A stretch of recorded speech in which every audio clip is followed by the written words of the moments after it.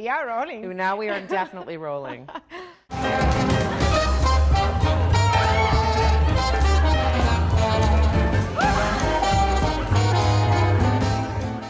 Flo and Mary are the other two lovable characters that complete the crew of ladies of Frankie Drake Mysteries. They are played by the talented Canadian actresses Sharron Matthews and Rebecca Liddiard.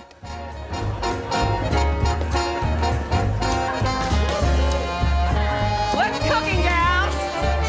You are Flo? Don't I know Oh. Do you know it? it? We just met. Tell me about Mary. How did she develop? How did you become her? Initially, Mary was meant to appear in only one episode. Yeah, I came on to do just one episode, and it just so happened I showed up for the very first episode that they filmed on the series in season 1. And Mary is just sort of this quirky character who, for one episode, just kind of gets in the way a little bit. She really desperately wants to be a real police officer, and she kind of stumbles across Frankie and Trudy and just gets really excited about the idea of being a private investigator. And I guess she was just so lovable. She just really wanted to be a part of Frankie and Trudy's little team. And I mean, Mary really didn't want to go anywhere, and I guess the writers felt the same way. Yeah. When life lines up with all of these things that she's read, I think that also gives her that same kind of satisfaction. And how do you feel about that costume that you're wearing? It's a love-hate relationship. I bet. I actually love wearing, the idea of wearing a uniform. I don't know, something about it makes me really happy. I like it a lot, but this is also, it's made of a pressed wool. I don't know if this fabric is vintage, but it's very authentic. Noreen, our costume designer, tried to make it as authentic as possible. So this is a wool suit, and we film pretty much straight through the hottest part of the summer here. So Sounds wonderful. it's very warm. So Flo is mid-40s, I would say, and she was a woman who was married for many, many years, and then her husband went away to war. And I think right after her husband went, or just before, Flo decided that she wanted to do something on her own. And so she started going to night classes to be a doctor, which takes a very long time, one would imagine, in night classes. And so to get her way into medicine, she has become a coroner's assistant, a morgue attendant. And so she is the link between Frankie and all the dead body and all the forensic information. So when Frankie needed something, she would come to Flo for that information. And then as we went on with the episodes, I got more and more involved with the everyday solving of crimes, which is awesome. The amazing thing about Flo and the other girls is I think Flo spent a lot of time by herself after her husband died when she was at medical school. And then as she became more and more involved with the women in solving crime, I think her world just opened up to their friendship, which is, I think, something that she didn't have. And actually something I think a lot of women, like at that time of life, didn't really have. They were at home. They had their husbands. And they have husbands. Yeah. And then if they were away from their family, she doesn't seem to have a lot of family. That's not something we scoped out. But she really didn't have any outside world. And so these women have become her outside world and have become really good friends. And that's when you see Flo's character kind of start to grow. You actually see her, she wears more flowery dresses. She wears brighter colors, you know, her hair is a little more done. It's neat to see her evolve. It's really amazing. It's more than neat. It's really amazing to see her evolve. But Mary is a romantic, and she would love to be in some sort of a relationship and have companionship. I think you see that a little bit with her reaction to Murph the horse in the first season. So, I don't know, you might see a little something maybe in season 2. Okay, that's very good. I know that they develop Mary a lot more, the writers. Yes. So we're going to find out more things about her. Yeah, even in season 1, as it progressed, we found out a little bit more and a little bit more about Mary. And she also develops a lot as a person. There is this naivete about her, but she also learns a lot working with Frankie, and she grows a lot as an individual and as a woman too. How are you doing with the medical terms? Oh my gosh. It's funny because if you would have told me in theater school that I would be spouting out all this exposition, I probably would have stopped acting at that point and just gone, I'm going to devote myself to something different. I go over them and over them and over them, and I spend a lot of time on Google Medical.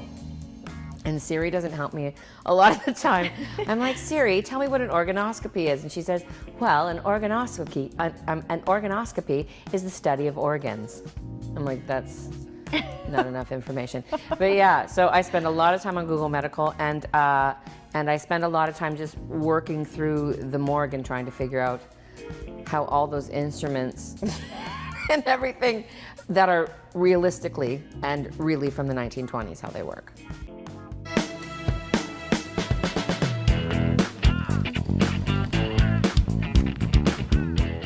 She is a Dora Award nominee who is considered one of the best stage performers in the country.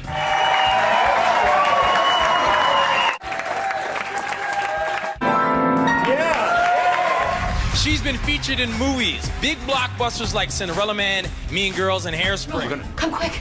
They've gone wild. The girls have gone wild. But it was Sharron that brought it out in me. Great job, Sharron. I was like a chicken at a Bon Jovi concert. Why acting? You know what? They always say if you can do something else, you should. Because They say that about my profession as well. yeah, but you know what I mean? But it's a calling, right? Yeah. Like it's kind of in your blood. I really love storytelling. And I went to school for musical theater when I was 17, sorry. I went to university for musical theater when I was 17. And I love musicals. But there's something so amazing about TV and film that it's incredibly stimulating because you learn and then you let it go. So you come with a script, you figure it out, you do it in the moment, and then you let it go. And it's very stimulating, and that's the thing I really dig about acting is every day is a new, not a problem, a new challenge, a new journey, and I am really, really bad at everything else. I was a terrible waitress, a horrible adder of numbers. This was just, I started when I was 15. So it's not just the only thing I know how to do, but it's the thing I love to do. Yeah, that's very cool. I'm always so impressed with artists who can do musicals. Oh, I love singing. I am a terrible singer. Even my mother says, please stop singing. Even your mother. My mother used to tell me to stop singing. That was for a different reason, I'm sure. In my case, it's not like that. So it's super impressive that an artist can do all of that. Oh, thank you. Thank you. And tell me more about your experience in movies like Mean Girls, Hairspray. How did they reflect on your career? Oh, it's funny when you talk about like art inspiring each other. Being in those movies made the rest of my career easier. It's great to have credits like that. It's amazing to actually be in it, to be in Mean Girls and to be in Hairspray. Unbelievable experiences, huge productions, so much support monetarily, which made it even better. But then going into the rest of the world with those kind of credits on your resume, it makes it a little easier to get in the door for different things. And the amazing things about something like Mean Girls is that when I was in Edinburgh selling my show at the Fringe, if I wanted to sell a ticket, all I had to do was say I was a Mean Girls. That's amazing. In the time of Houdini and Doyle, mediums were routinely consulted as a means of speaking with the dead. It was actually a shared interest in spiritualism that brought Houdini and Doyle together in the first place. Hello, Rebecca. Hello, Nicholas. I'm here today with mentalist Nicholas Wallace. He's going to lead me through a seance, just like the ones attended by Houdini and Doyle. Tell me more about your road to acting. How did it all start for you? Well, wow.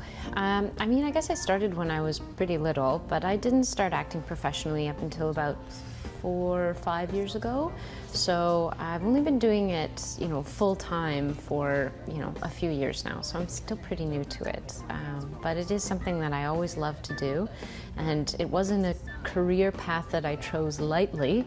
I don't think anyone in my family supported this career path, but I stuck with it and I managed to prove to them that I could do it at least for this long. So, yeah. How would you compare this Mary to the other Mary that you played in Elias Grace? Wow. Well, This Mary is a lot more by the books, and in one sense, this Mary lives within a very strict set of guidelines, whereas in Alias Grace, that Mary, Mary Whitney, she is a rebel. She is completely, has total disregard for, you know, all the rules of society and morality and ethics, and she just wants to like shake everything up and start a whole new world order. How was the experience on that show, and how did it reflect on your career? Because it was on Netflix, it was huge. I really enjoyed it. It was very good. Oh, good, thank you. I'm glad you liked it.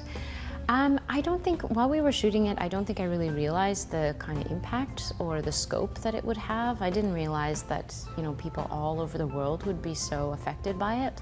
At the time, I found it felt really important because it's a Margaret Atwood adaptation of a Margaret Atwood novel, who is, you know, a writer who's very important to Canadians, and I felt like I had like a duty to do really, really well. So I had like a pressure on myself just because I felt like I don't know, I felt like I owed it to like Canada or something.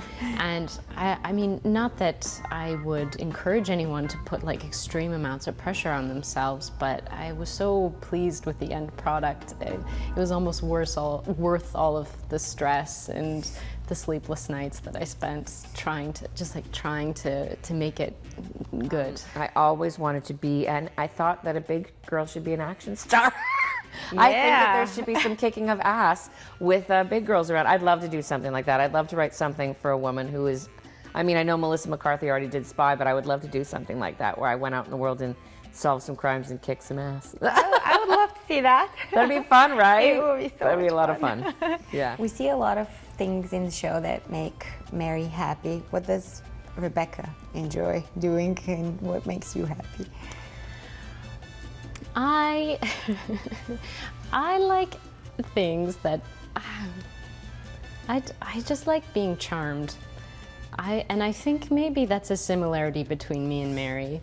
I find more and more just small things like horses, puppies, flowers. There people running into things by accident. Like there are so many things in life that I just find charming, and I love that. I like when people, I don't know, say something they don't mean to, or do something they don't mean to, and it's just unexpectedly funny. What do you sing in the shower? What do I sing in the shower?